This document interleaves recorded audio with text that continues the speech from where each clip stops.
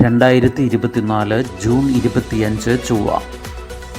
ഇന്ന് 1199 മിഥുനം 11. വാർത്തകൾ വായിക്കുന്നത് ജി രവി.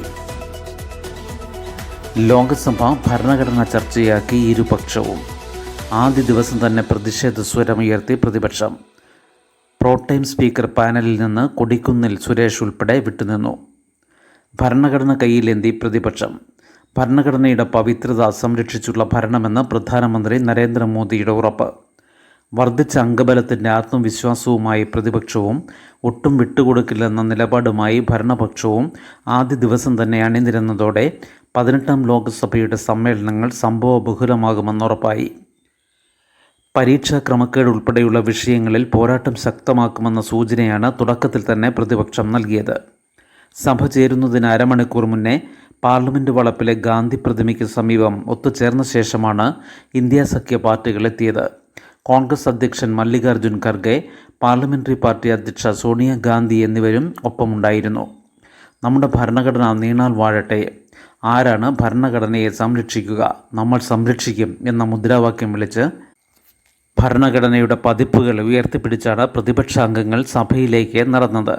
സഭയിലെ ഏറ്റവും മുതിർന്ന അംഗമായ കൊടിക്കുന്നിൽ സുരേഷിന് പ്രോടൈം സ്പീക്കർ പദവി നൽകാത്തതിലായിരുന്നു ആദ്യത്തെ പ്രതിഷേധം.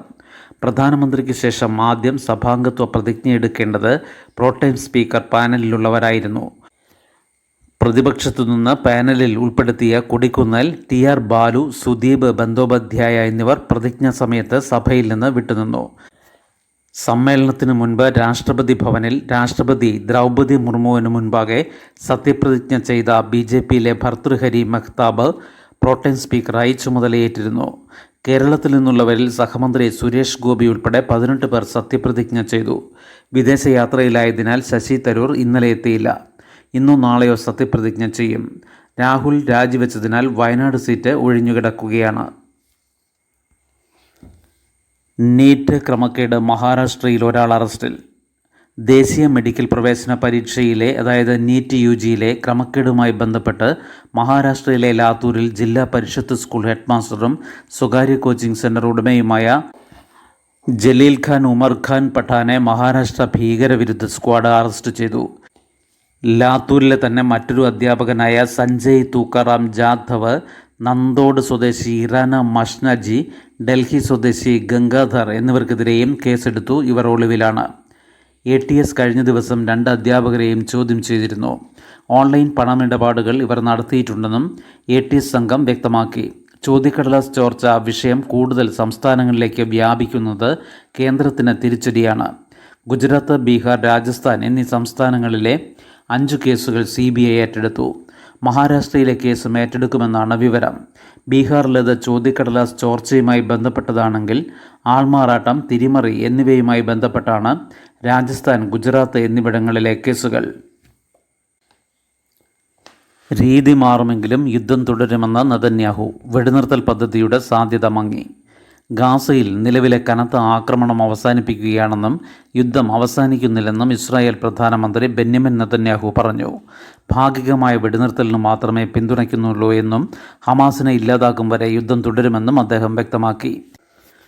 ഇതോടെ US മുൻകൈയെടുത്ത് തയ്യാറാക്കിയ വെടിനിർത്തൽ പദ്ധതി യാഥാർത്ഥ്യമാകാൻ സാധ്യത മങ്ങി.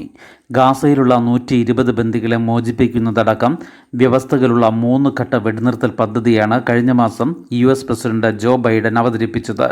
ഇതിന് നെതന്യാഹു സർക്കാരിൻ്റെ അംഗീകാരമുണ്ടെന്നും US അവകാശപ്പെട്ടിരുന്നു. റഫയുടെ തെക്ക് കിഴക്കൻ മേഖലകൾ പിടിച്ച ഇസ്രായേൽ സൈന്യം വടക്കു പടിഞ്ഞാറൻ മേഖലയിലേക്ക് നീങ്ങിയെന്നാണ് റിപ്പോർട്ട്. ടെൽ അൽ സുൽത്താൻ നഗരത്തിൽ കനത്ത ബോംബിങ്ങും വെടിവെപ്പുമാണ് നടക്കുന്നത്.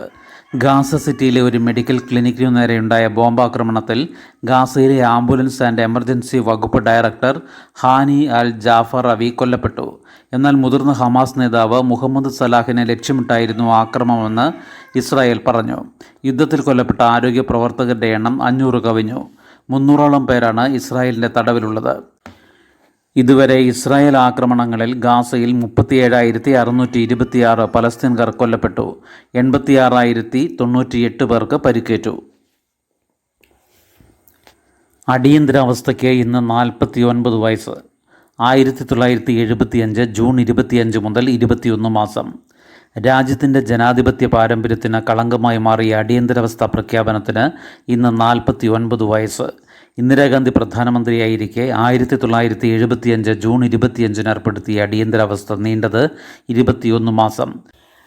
ഭരണഘടനയുടെ ആർട്ടിക്കിൾ 352(1) പ്രകാരമായിരുന്നു അടിയന്തരാവസ്ഥ പ്രഖ്യാപനം. അടിയന്തരാവസ്ഥ ഏർപ്പെടുത്താനുള്ള ഇന്ദിരാഗാന്ധിയുടെ ശുപാർശയിൽ അന്നത്തെ രാഷ്ട്രപതി ഫക്രുദ്ദീൻ അലി അഹമ്മദ് എതിർപ്പൊന്നും കൂടാതെ ഒപ്പുവയ്ക്കുകയായിരുന്നു. ആഭ്യന്തര അസ്വസ്ഥത നിലവിലുണ്ടെങ്കിൽ അടിയന്തരാവസ്ഥ കൊണ്ടുവരാമെന്ന വ്യവസ്ഥ ഉപയോഗിച്ച് ഏർപ്പെടുത്തിയ നടപടി പ്രധാനമന്ത്രി എന്ന നിലയിൽ ഇന്ദിരയ്ക്ക് അനിയന്ത്രിതമായ അധികാരങ്ങൾ നൽകി. പഴുതടച്ച് പരീക്ഷകൾ നടത്താൻ UPSC നടപ്പാക്കുന്നത് ഡിജിറ്റൽ വിരലടയാള പരിശോധന, അഡ്മിറ്റ് കാർഡിൻ്റെ QR കോഡ് സ്കാനിംഗ്. ദേശീയ പരീക്ഷാ ഏജൻസിയുമായി ബന്ധപ്പെട്ട വിവാദങ്ങൾക്കിടെ സ്വന്തം പരീക്ഷകൾ കുറ്റമറ്റതാക്കാൻ യൂണിയൻ പബ്ലിക് സർവീസ് കമ്മീഷൻ നടപടി ആരംഭിച്ചു. ആധാർ അധിഷ്ഠിത ഡിജിറ്റൽ വിരലടയാള പരിശോധന, അഡ്മിറ്റ് കാർഡിൻ്റെ QR കോഡ് സ്കാനിംഗ്, AI അതായത് നിർമ്മിത ബുദ്ധി അധിഷ്ഠിത ലൈവ് CCTV നിരീക്ഷണം എന്നിവ നടപ്പാക്കാൻ UPSC ടെൻഡർ ക്ഷണിച്ചു. അടുത്ത മാസം 3 വരെ അപേക്ഷിക്കാം. സിവിൽ സർവീസ് അടക്കമുള്ള 23 മത്സര പരീക്ഷകൾ UPSCയാണ് നടത്തുന്നത്. പ്രതിവർഷം 26 ലക്ഷത്തിലേറെ പേർ ഈ പരീക്ഷകളിൽ ഭാഗമാകുന്നു. ഈ പരീക്ഷകളിൽ ആൾമാറാട്ടമില്ലെന്ന് ഉറപ്പാക്കാനാണ് നടപടി. വിദ്യാർത്ഥികളുടെ പരീക്ഷാ ഹാളിലെ പെരുമാറ്റം ഉൾപ്പെടെ AI സഹായത്തോടെ വിലയിരുത്തി കോപ്പിയടി, മറ്റു തട്ടിപ്പുകൾ എന്നിവയെല്ലാം തടയാൻ സാധിക്കുമെന്നും UPSC കരുതുന്നു. 24 വിദ്യാർത്ഥികൾക്ക് ഒരു CCTV കളർ ക്യാമറ എന്ന നിലയിൽ സജ്ജീകരിക്കുമെന്നാണ് നിർദ്ദേശം. പരീക്ഷയുമായി ബന്ധപ്പെട്ട രേഖകൾ സൂക്ഷിക്കുന്ന കൺട്രോൾ റൂമിനും ഇതേ സൗകര്യമൊരുക്കണം. പരീക്ഷാ കേന്ദ്രത്തിലും കൺട്രോൾ റൂമിലുമുള്ള ഏതു തരത്തിലുള്ള ആൾപെരുമാറ്റവും പിടിച്ചെടുത്ത് സന്ദേശം നൽകാൻ പര്യാപ്തമായിരിക്കണം സംവിധാനമെന്നും ക്യാമറകൾ ഏതെങ്കിലും സാഹചര്യത്തിൽ ഓഫ്ലൈൻ ആവുകയാണെങ്കിൽ ഈ വിവരം അധികൃതർക്ക് ലഭിക്കണമെന്നും ടെൻഡർ മാനദണ്ഡങ്ങളിൽ പറയുന്നു. National defence academy, naval academy പ്രവേശന പരീക്ഷ, CDS ഗ്രൂപ്പ് AB തസ്തികകളുമായി ബന്ധപ്പെട്ട വിവിധ പരീക്ഷകൾ എന്നിവയെല്ലാം UPSCയാണ് നടത്തുന്നത്. ഓപ്പൺ സ്കൂൾ ഹയർ സെക്കൻഡറി അപേക്ഷ ക്ഷണിച്ചു. ഓപ്പൺ സ്കൂൾ സ്കോൾ കേരള വഴിയുള്ള ഹയർ സെക്കൻഡറി പ്രവേശനത്തിന് അപേക്ഷ ക്ഷണിച്ചു. Open, regular, private registration, special category എന്നീ വിഭാഗങ്ങളിലാണ് പ്രവേശനം. പ്രായപരിധിയില്ല. പിഴ കൂടാതെ ജൂലൈ 24 വരെയും 60 രൂപ പിഴയോടെ 31 വരെയും അപേക്ഷിക്കാം. ഓൺലൈൻ രജിസ്ട്രേഷൻ ചെയ്ത് 2 ദിവസത്തിനകം നിർദ്ദിഷ്ട രേഖകൾ സഹിതമുള്ള അപേക്ഷ അതത് ജില്ലാ കേന്ദ്രങ്ങളിലേക്ക് നേരിട്ടോ തപാൽ മാർഗമോ അയക്കണം. ജില്ലാ കേന്ദ്രങ്ങളുടെ വിലാസവും മാർഗനിർദ്ദേശങ്ങളും സ്കോൾ കേരള വെബ്സൈറ്റിൽ ലഭ്യമാണ്. HDC അപേക്ഷ ജൂലൈ 15 വരെ. സഹകരണ മേഖലയിൽ ജോലിക്കുള്ള ഹയർ ഡിപ്ലോമ. സഹകരണ മേഖലയിൽ ക്ലറിക്കൽ തലം മുതൽ മുകളിലേക്കുള്ള തസ്തികകളിലെ നിയമനത്തിന് സഹായിക്കുന്ന higher diploma in cooperation and business management HDC and BM കോഴ്സിന് ഇപ്പോൾ അപേക്ഷിക്കാം. യോഗ്യത ബിരുദം. എല്ലാ സെമസ്റ്ററുകളിലെയും മൊത്തം മാർക്ക് നോക്കിയാണ് റാങ്കിംഗ്. PGക്ക് ഗ്രേസ് മാർക്കുണ്ട്. സഹകരണ സ്ഥാപനങ്ങളിൽ ജൂൺ 1 ഒരു വർഷത്തെയെങ്കിലും സർവീസുള്ള ഫുൾ ടൈം സ്ഥിരം ജീവനക്കാർക്കും അപേക്ഷിക്കാം. സേവനകാലം അടിസ്ഥാനമാക്കിയാണ് റാങ്കുകൾ നിശ്ചയിക്കുക. പ്രായപരിധി ജൂൺ 1 40 വയസ്സ് കവിയരുത്. പട്ടിക OBC വിഭാഗക്കാർക്ക് യഥാക്രമം 45, 43 വരെയാകാം. സഹകരണ സംഘം ജീവനക്കാർക്ക് പ്രായപരിധിയില്ല. അപേക്ഷ www.scu.kerala.government.in എന്ന വെബ്സൈറ്റ് വഴി അപേക്ഷിക്കണം. അപേക്ഷ ഫീസ് 250 രൂപ. സഹകരണ ജീവനക്കാർക്ക് 350 രൂപ. പട്ടിക വിഭാഗക്കാർക്ക് 85 രൂപ. അവസാന തീയതി ജൂലൈ 15 വൈകിട്ട് 5 മണി. പാട്ടഴകായി എന്നെന്നും SPB. മലയാളികളുടെ സ്നേഹാദരമായി SP ബാലസുബ്രഹ്മണ്യത്തിൻ്റെ പൂർണ്ണകായ പ്രതിമ വരുന്നു.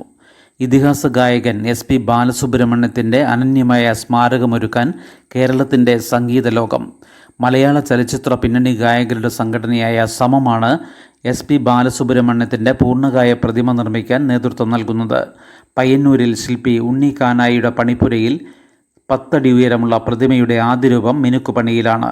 വെങ്കലത്തിൽ പ്രതിമയൊരുക്കാനാണ് ആലോചന. ലോകമെമ്പാടുമുള്ള സംഗീതാരാധകർക്കായി പാലക്കാട് നഗരത്തിലാണ് SPBയുടെ പ്രതിമ സ്ഥാപിക്കുക. സമം president Sudeep Kumar, secretary Ravishankar, treasurer Anoop Shankar, ഭരണസമിതി അംഗം അഫ്സൽ എന്നിവർ കാനായിലെത്തി പ്രതിമയുടെ നിർമ്മാണ പുരോഗതി വിലയിരുത്തി. SP ബാലസുബ്രഹ്മണ്യത്തിൻ്റെ ഓർമ്മയ്ക്കായി നിർമ്മിക്കുന്ന ആദ്യത്തെ പ്രതിമയാണിതെന്നും അത് കേരളത്തിൽ സ്ഥാപിക്കുന്നതിൽ ഏറെ സന്തോഷമുണ്ടെന്നും സമം ഭാരവാഹികൾ പറഞ്ഞു. ശുഭദിനം. നന്ദി.